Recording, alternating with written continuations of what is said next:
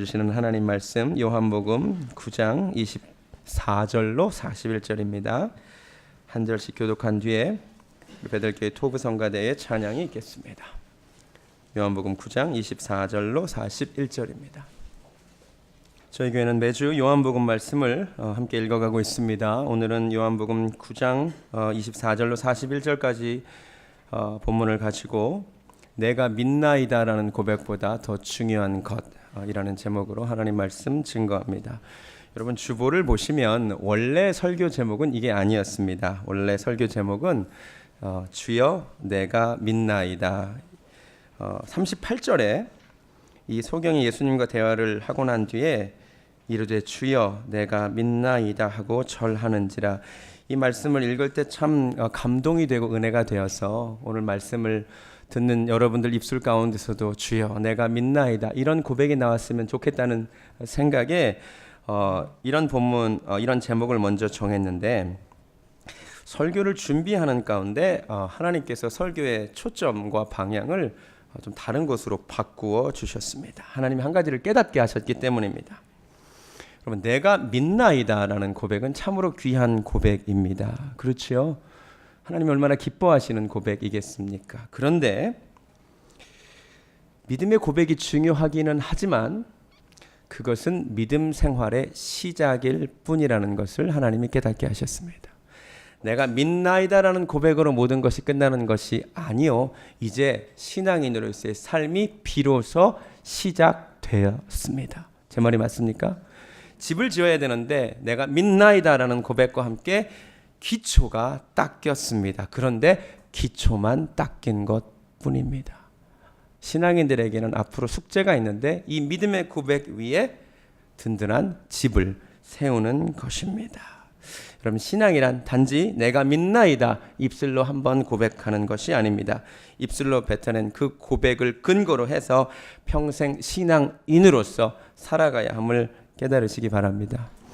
이 부분이 생각이 나고 본문을 다시 읽는데 본문이 새롭게 읽혀졌습니다. 특별히 이전에는 보이지 않았는데 본문이 두 대화로 이루어졌다는 것을 깨닫게 되었습니다. 앞부분은 바리새인과 소경간의 대화입니다. 그렇죠? 24절부터 34절까지는 바리새인과 소경간의 대화입니다. 사실 대화라기보다는 거의 일방적인 취조에 가깝지요. 그 다음에 나오는 것이 예수님과 소경간의 대화입니다. 이 본문을 묵상하는 가운데 가만히 보니까 믿는 자의 길에도 두 갈래 길이 있는데 바리새인처럼 믿는 길이 있고 예수님처럼 믿는 길이 있다는 것을 깨닫게 되었습니다. 여러분, 바리새인도 사실 믿는 자입니다. 하나님의 아들 예수님을 안 믿었을 뿐이지 바리새인도 하나님을 믿는 자입니다. 제 말이 맞습니까? 그것도 매우 잘 믿는 자들입니다. 아니, 그 당시에 바리새인 하면 누구보다도 잘 믿는 자들의 대명사였습니다. 그런데 우리가 바리새인에 대해 생각하는 것은 어떤 것입니까? 잘못 믿는 사람들의 대명사잖아요. 그지요? 그래서 믿는 자가 되는 것도 중요하지만 바리새인처럼 믿으면 안 되겠구나. 이 길로 가면 안 되겠구나. 그래서 바리새인과 소경간의 대화를 통해서 드러나는 이 잘못된 믿음의 길, 잘못된 신앙의 길을 먼저 살펴보고 내가 이런 길로 가지 않기를 바란다는 생각이 우리에게 들었으면 좋겠습니다. 이 말씀 읽을 때 참 그 집사님 진짜 그렇지, 이게 아니라 내 안에 이런 바리새인의 모습이 없지는 않은지 점검하기 원합니다. 첫 번째 바리새인의 문제점 24절 한번 보실래요? 그들이 맹인이었던 사람을 두 번째 불러 이르되 너는 하나님께 영광을 돌리라. 여기까지 아무런 문제가 없지요. 아름다운 말이지요. 하나님께 영광을 돌려라. 얼마나 신앙의 말입니까? 은혜로운 말입니다. 그런데 문제는 그 다음 말입니다. 이 사람의 말에 대하여, 이 바리새인의 말에 대하여 이 소경이 몇 가지 말을 하니까 바리새인들이 화가 나서 28절에 곧바로 어떻게 반응을 하느냐. 그들이 뭐예요? 욕하여 이르되. 방금 전에 뭐라 그랬죠? 하나님께 영광을 돌려라. 그리고 나서 자기 마음에 안 맞으니까 그 다음에 곧바로 뭐라 그래요? 욕했대요. 성경이 뭐라고 욕했는지는 안 적고 있는데 우리가 성경 시대에 알고 있는 욕이 딱 하나 있습니다. 라가라고 하는 욕이 성경에 나와요. 미련한 놈, 아마 라가라고 했을 것 같아요. 이 라가야! 그러면서 막 합니다. 여러분 잘 들으세요. 소경에게 뱉어낸 말의 순서를 잘 보세요. 가장 먼저 신앙의 말을 했습니다. 하나님께 영광을 돌려라. 그런데 그 다음에 이어서 나오는 말이 욕이었습니다. 앞에 했던 말이 다음 했던 말로 인하여 향기를 잃어버렸습니다. 우리는 얼마든지 이렇게 살 수 있습니다. 우리도 신앙생활 하다 보니 여러 가지 신앙의 언어를 배웁니다. 아버지, 주여, 그죠? 은혜입니다. 하나님께 영광입니다. 얼마든지 이런 말을 학습하여 할 수 있습니다. 중요한 것은 그 다음에 내가 하는 말입니다. 내가 신앙인의 말을 뱉어낸 것이 중요한 것이 아니라 그 다음에 내가 하는 말이 더 중요함을 깨달으시기 바랍니다. 사람은 그 마음에 가득한 것을 입으로 뱉어낼 수밖에 없습니다. 바리새인들 속에는 정말로 그 하나님의 영광에 대한 것이 가득하지 않았습니다. 저는 여러분에게 도전을 드리고 싶습니다. 바리새인의 길로 가면 안 됩니다. 신앙의 말을 하는 것이 중요한 것이 아니라 계속해서 그런 말을 하는 것이 중요함을 깨달으시기 바랍니다. 두 번째 바리새인들의 문제점, 24절 후반부, 하나님께 영광을 돌리라 한 다음에 우리는 이 사람이 예수님이 죄인인 줄 아노라라고 단정합니다. 예수님을 죄인이라고 판단합니다. 이 판단의 근거는 무엇입니까? 14절입니다. 예수께서 진흙을 이겨 눈을 뜨게 하신 날은 안식일이었습니다. 안식일에 병을 고치셨습니다. 그래서 16절에 바리새인 중에 어떤 사람은 말하되 이 사람이 안식일을 지키지 아니하니 하나님께로부터 온 자가 아니라 심지어 어떤 사람은 죄인이다 이렇게 얘기한 겁니다. 이해가 되십니까? 지금 바리새인들의 문제가 무엇입니까? 다른 사람을 판단하는 죄를 짓습니다. 그것도 다른 사람의 겉모습을 보고 외적으로 안식일을 범할 때는 그거 하나만 보고 그 사람이 죄인이라고 함부로 판단합니다. 여러분 신앙생활 하다 보니까 우리가 이렇게 되기가 참 쉽더라고요. 어떤 성도님을 보면서 저 양반 저거 주일도 안 지키고 그죠? 11조도 안 하고. 여러분 주일 성수와 11조가 귀한 것이긴 하지만 어떤 사람들의 그 모습을 보고 저 사람이 좋은 신앙인이다 아니다 판단하는 것 하나님이 좋아하지 않으심을 깨달으시기 바랍니다. 야고보서 말씀은 말합니다. 너는 누구이기에 내 이웃을 판단하느냐. 창세기 50장에 굉장히 은혜로운 에피소드가 하나 나옵니다. 요셉의 형제들이 요셉을 팔았습니다. 근데 용서를 받지요. 근데 그 아버지 야곱이 죽어버렸습니다. 그러니까 형제들이 걱정이 됐습니다. 그죠? 아버지가 살아계실 때는 그래도 우리를 용서해 줬는데 아버지가 돌아가시고 나니 우리를 혹시 감옥에 가두지는 않을까. 창세기 50장 한번 가보실래요? 창세기 50장.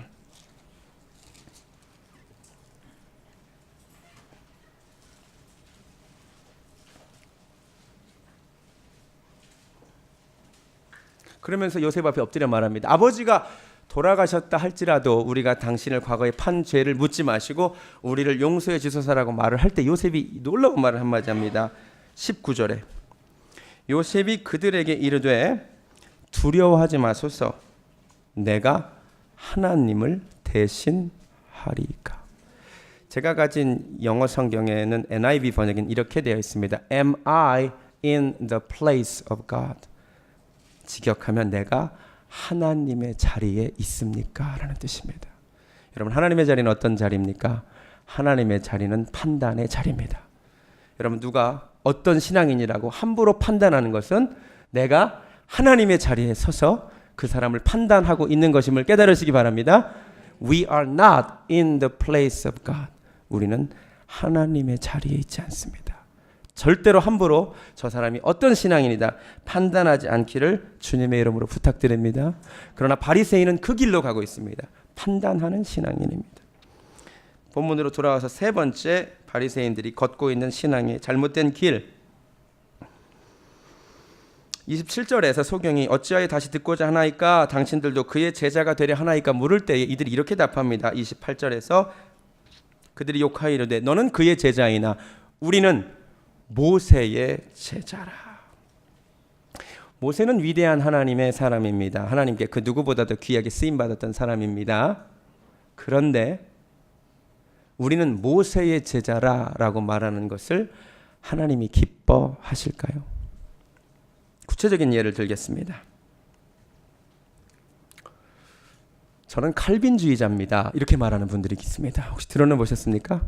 칼빈주의자라는 뜻은 칼빈의 제자라는 뜻입니다. 나는 존 칼빈의 가르침을 따르는 자입니다. 목사님들 중에 그런 분들 많습니다. 우리는 칼빈주의자고 우리 교회는 개혁주의 전통을 따릅니다. 장로교 목사님들이 주로 그렇게 얘기하죠. 감리교 목사님들은 말합니다. 우리는 웨슬리안입니다. 웨슬리의 제자라는 뜻입니다. 나는 모세의 제자입니다랑 똑같습니다. 여러분, 칼빈은 위대한 하나님의 종입니다. 저는 그분의 생일도 기억합니다. 1509년 7월 10일생입니다. 우리 아내 생일이 7월 10일이거든요. 그래서 제가 알고 있어요. 제가 이번 학기 존 칼빈에 대해서 강의합니다. 칼빈은 위대한 하나님의 종입니다. 하나님께 귀하게 쓰임 받았습니다. 그러나 시대의 한계를 가진 사람입니다. 웨슬리 하나님께 귀하게 쓰임 받은 분이 1703년생입니다. 귀한 분이십니다. 그러나 그 역시 시대의 한계를 가진 하나님의 한 도구였을 뿐입니다. 그런데 칼빈주의자라고요? 그런데 웨슬리 아니라고요? No! 우리는 예수의 제자가 되어야 할 줄로 믿습니다. 저는 성결교 목사입니다. 그러나 저는 제 자신을 웨슬리안이라고 표현하지 않습니다. 자존심 상하는 일 아닙니까? 나는 예수의 제자가 되기를 원하고 성경주의자가 되기를 원합니다. 칼빈의 가르침 가운데 성경에 비추어 잘못된 것은 거부해야 됩니다. 웨슬리의 가르침 가운데 성경에 비추어 잘못 오해한 것이 있다면 그건 거부해야 됩니다. 모든 판단의 기준은 하나님의 말씀인 성경이 되어야 할 줄로 믿습니다. 그런데 오늘날 이 모세의 제자를 자처하는 사람들이 너무나 많다는 것입니다. 회개해야 됩니다. 네 번째 바리새인들의 문제점, 잘못된 신앙의 길. 29절입니다. 바리새인이 계속해서 말합니다. 하나님이 모세에게는 말씀하신 줄을 우리가 알거니와 과거에 역사하신 하나님은 내가 알거니와 이 사람은 어디서 왔는지 알지 못하노라. 지금 눈앞에서 하나님의 역사가 일어났지요. 소경이 눈을 떴지요. 그런데 모르겠답니다. 자, 과거에 역사하신 하나님은 인정하겠는데 지금 동일하게 역사하시는 하나님은 인정 못하겠다는 것입니다. 마태복음 12장으로 한번 가보시겠습니다. 어디서 왔는지 알지 못하겠노라 해놓고는 본인들이 찾습니다. 어디서 왔는지. 마태복음 12장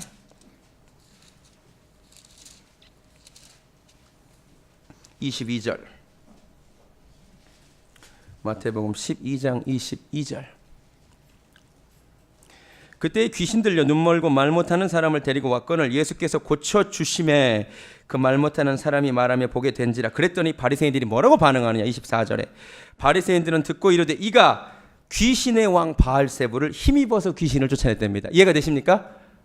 예수님이 지금 하나님의 성령의 능력을 힘입어 고치신 것을 인정하지 않고 하나님께로부터 왔다고 인정하지 않으니까 그럼 어디서 온 거예요? 귀신에게서 왔다는 거죠.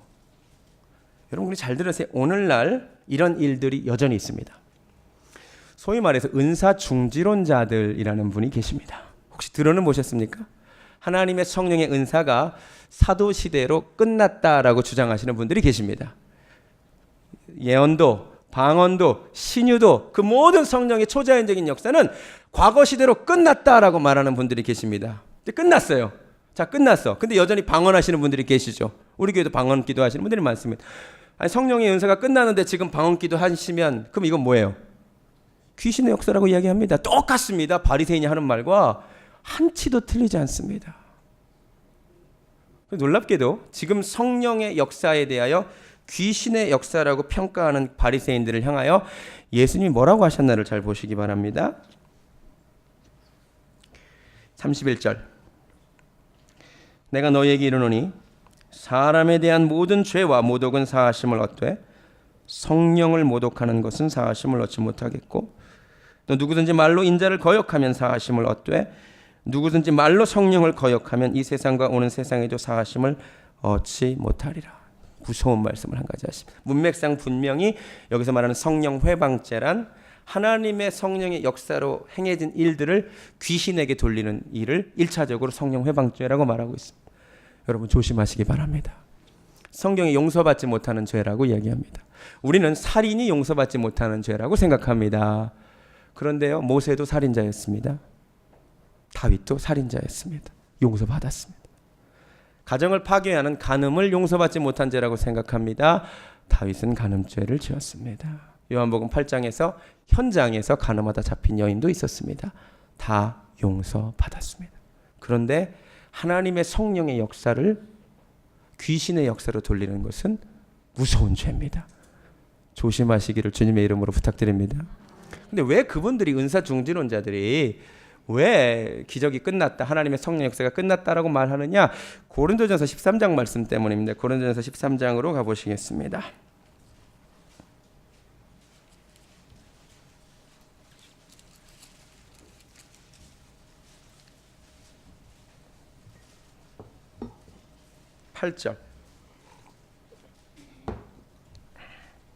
사랑은 언제까지 떨어지지 아니하되 예언도 패하고 방언도 그치고 지식도 패하리라. 우리는 부분적으로 알고 부분적으로 예언하니 온전한 것이 올 때는 부분적으로 하던 것이 패하리라.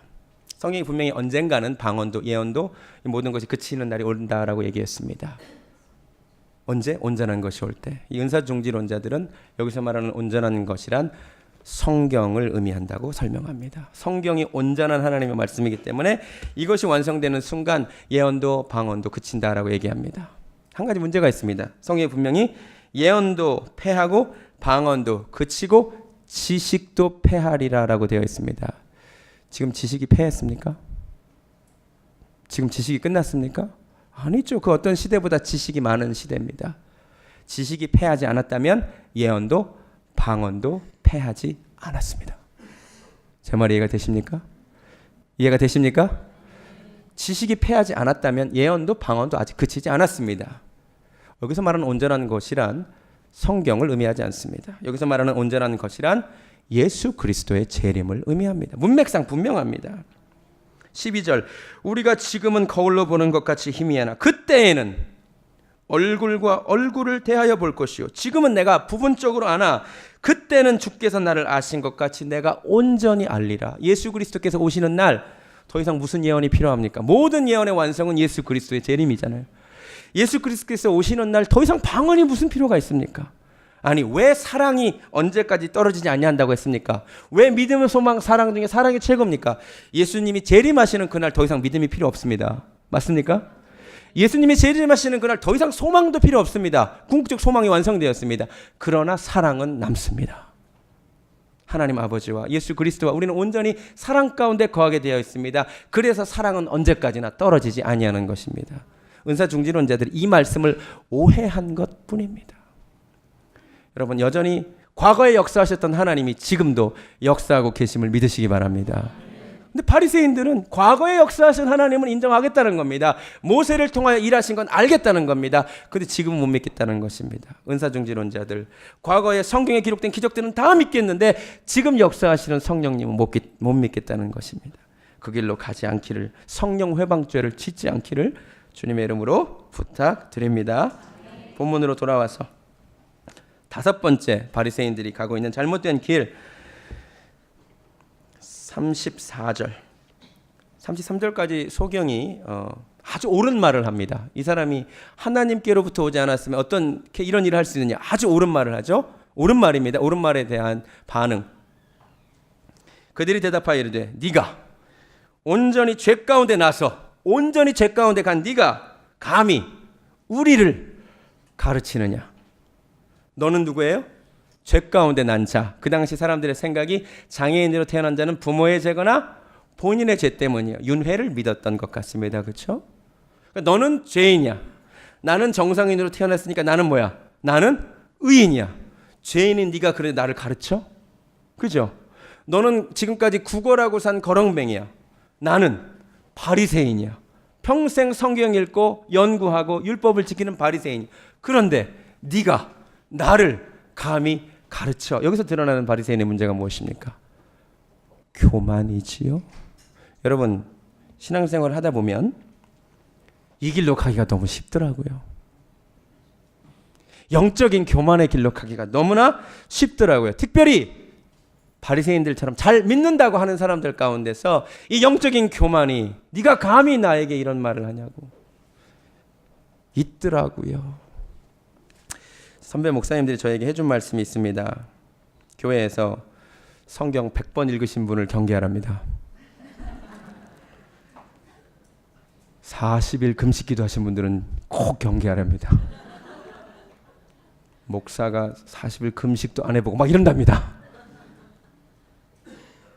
교만입니다. 무서운 길입니다. 많이 알면 알수록, 그런데 바리새인의 길로 가기가 너무나 쉽습니다.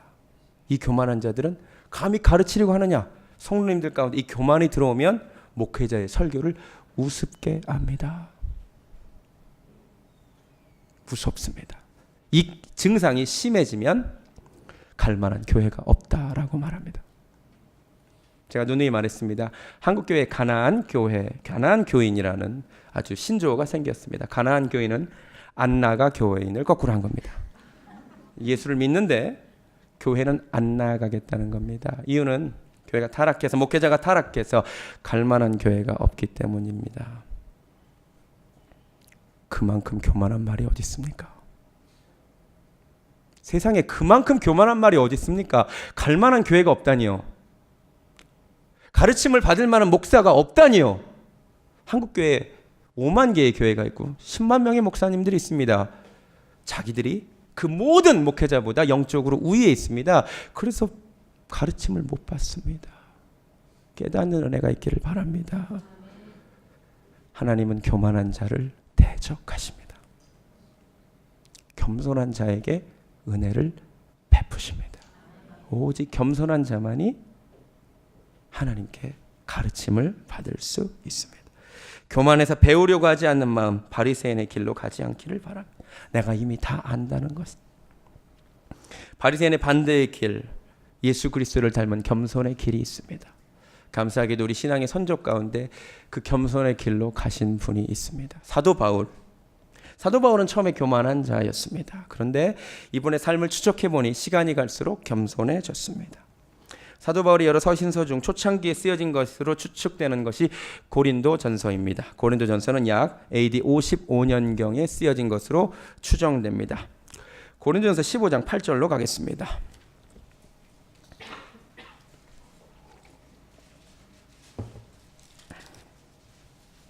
고린도전서 15장 8절.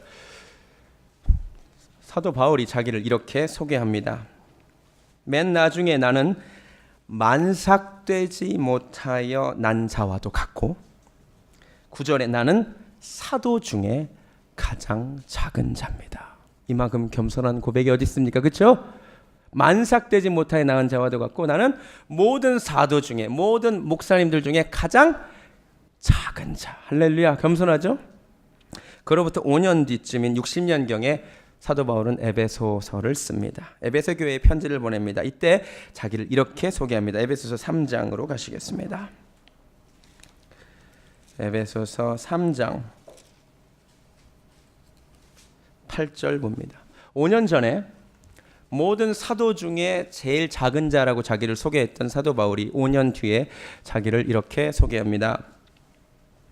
모든 성도 중에 지극히 작은 자보다 더 작은 나에게 이 은혜를 주신 것은, 할렐루야. 5년 전에 뭐라 그랬죠? 모든 사도 중에, 모든 목사님 중에 제일 작은 자. 지금은 모든 성도들 중에 지극히 작은 자 중에 그보다도 더 작은 자. 할렐루야. 5년 동안 사도 바울은 더 겸손해졌습니다. 그로부터 약 4년 뒤인 64년경에 쓰여진 것으로 추측되는 편지가 디모데전서입니다. 디모데전서 1장으로 가시겠습니다. 디모데전서 1장 15절입니다.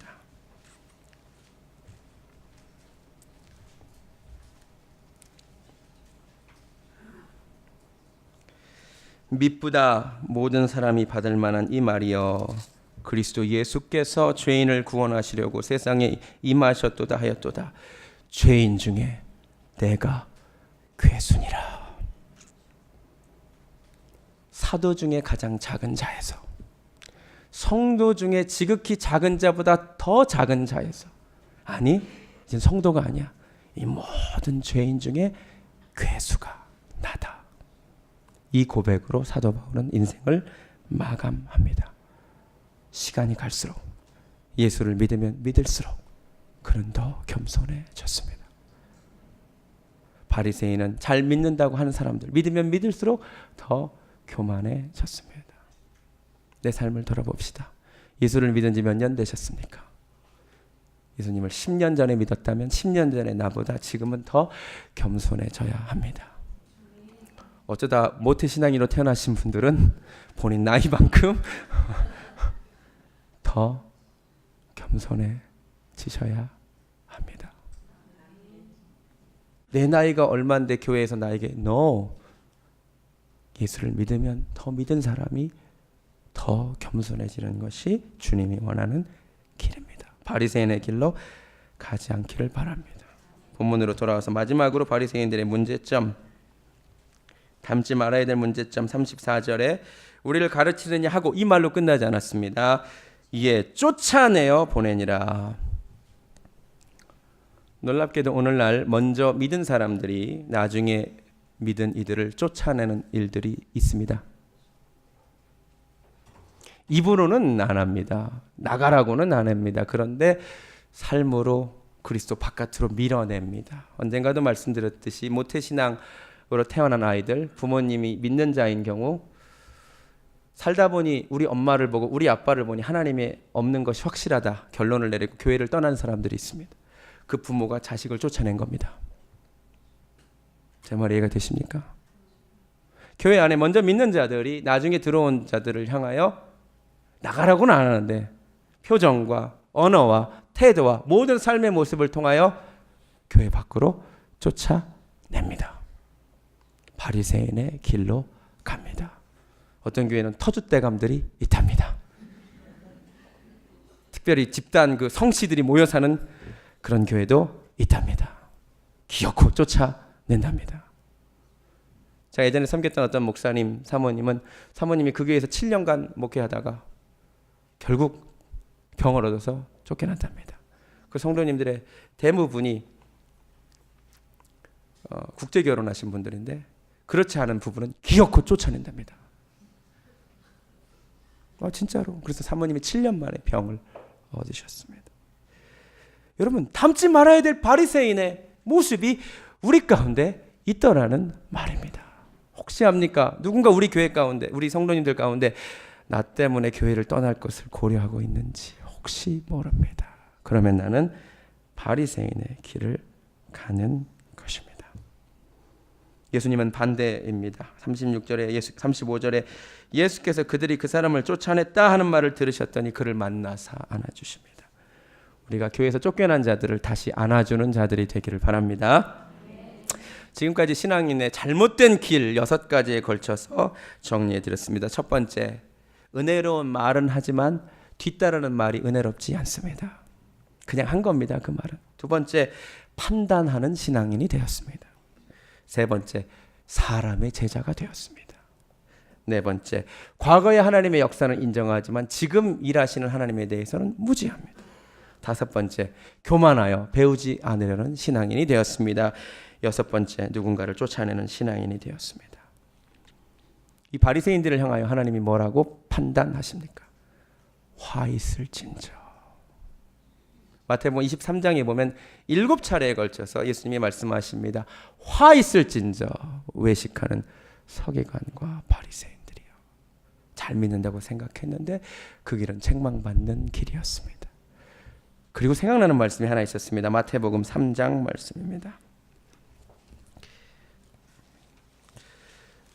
마태복음 3장에 보면 예수님이 세례를 받으시는 장면이 나옵니다. 예수님이 세례를 받고 올라오시는데 세상에 하나님이 예수님을 보시고 이렇게 말씀하셨습니다. 마태복음 3장 17절. 하늘로부터 소리가 있어 말씀하시되 이는 내 사랑하는 아들이요 내 기뻐하는 자라 하시니라. 아멘. 우리 신앙인들의 목표입니다.